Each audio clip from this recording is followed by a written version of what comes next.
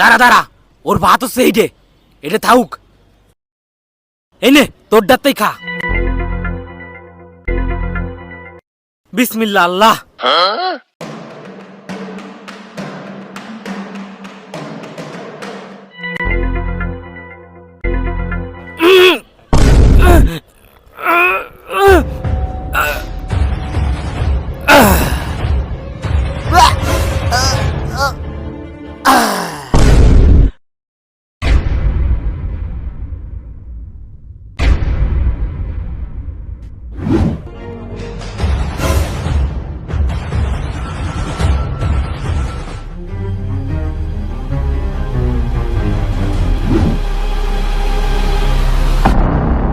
High রে কপাল, আজকে কিছু সোনা গয়নার লোভে পড়ে 3টা জীবনই শেষ হয়ে গেল।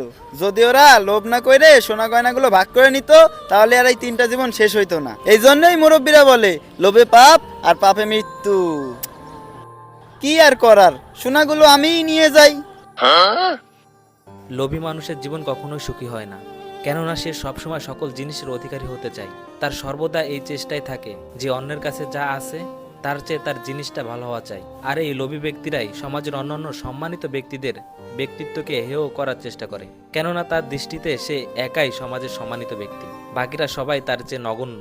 এজন্য আমাদের উচিত লোভ থেকে সর্বদা দূরে থাকা এবং আল্লাহ তাআলার শুকরিয়া আদায় করা এবং এই দোয়া বেশি বেশি পাঠ করা, হে আল্লাহ, এমন ধরনের ত্রুটি হতে আমাদেরকে সর্বদা রক্ষা করো।